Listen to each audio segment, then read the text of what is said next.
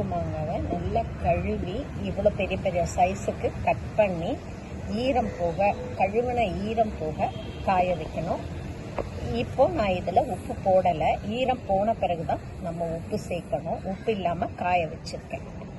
காய வச்ச மாங்காய் இந்த அளவு காஞ்சி இருக்கணுங்க. ஒரு நாள் ஃபுல்லாகவே நான் கொஞ்சம் வெயிலில் வச்சுருந்தேன். இந்த அளவுக்கு காஞ்சி வரணும். இது காஞ்சி வந்ததுக்கப்புறம் நான் ஒரு கிலோனா ஒரு கைப்பிடி இந்த அளவு உப்பு போடலாங்க. நான் 2 கிலோ போட்டிருக்கிறதுனால 2 கைப்பிடியில் போடுறேங்க. கைப்பிடினா நான் கைப்பிடி ஃபுல்லாக போடலை, இந்த அளவில் தான் போடுறேன். உப்பை போட்டுட்டு நல்லா இப்படி கிளறி விட்டுக்கோங்க.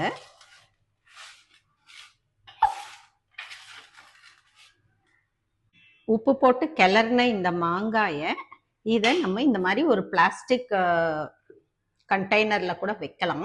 இல்லைன்னா ஜாடி இருந்ததுன்னா ஜாடியில் கூட நீங்கள் போட்டு வச்சுக்கோங்க.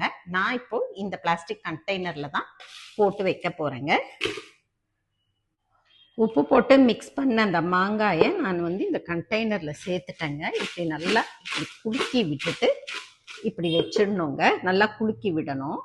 விட்டுட்டு ஒரு துணி போட்டு கூட நீங்க கட்டி மூடி வைக்கலாங்க. ஆனா மூடி போட்டு மூடக்கூடாது. இல்லைன்னா இந்த மாதிரி ஓட்டை உள்ள ஒரு மூடியை நீங்க இந்த மாதிரி வச்சுட்டா கூட போதும். இந்த மாங்காயை நல்லா குலுக்கிடணுங்க.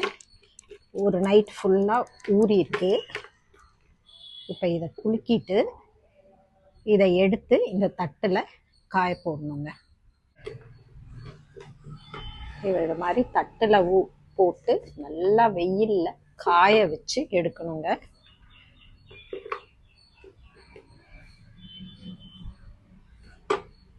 வெயில் வந்துருச்சுங்க. இப்ப இது நல்லா காயட்டும்.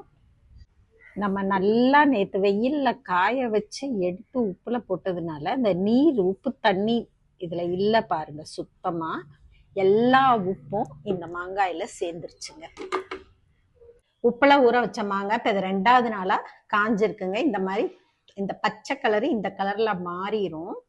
இந்த அளவு காஞ்சிரும். இன்னைக்கு ஒரு நாள் ஃபுல்லா காஞ்சதுல இந்த அளவுக்கு கலர் மாறி இருக்கு. இன்னும் கூட நல்லா காயணுங்க. திருப்பியும் நாளைக்கு இதை வெயில்ல வைக்கணும். இதை திருப்பி அந்த பிளாஸ்டிக் கண்டெய்னர்ல எடுத்து வச்சிடணுங்க. திருப்பியும் இதை பிளாஸ்டிக் கண்டெய்னர்ல போட்டு இந்த மாதிரி மூடி வச்சிடணுங்க. உப்பு மாங்காய் ரெடி ஆயிடுச்சுங்க.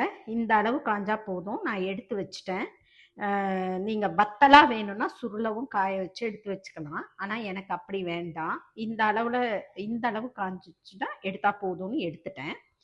இது நம்ம வேணும்னா இன்ஸ்டண்டா மாங்காய் ஊறுகாய்க்கு அப்படியே தாளிச்சுக்கலாம். உப்பு மாங்காய் ரெடி ஆயிடுச்சுங்க. சூப்பரா இருக்குங்க. தயிர் சாதத்துக்கும் அவ்வளோ அருமையா இருக்குது. சாம்பார் சாதத்துக்கும் அருமையா இருக்கு. காரம் வேணுங்கிறவங்க தாளிச்சு செஞ்சு சாப்பிட்டுக்கோங்க. இது வெறுமனே சாப்பிட்டாலே அவ்வளோ டேஸ்டா இருக்கு. ட்ரை பண்ணி பாருங்க.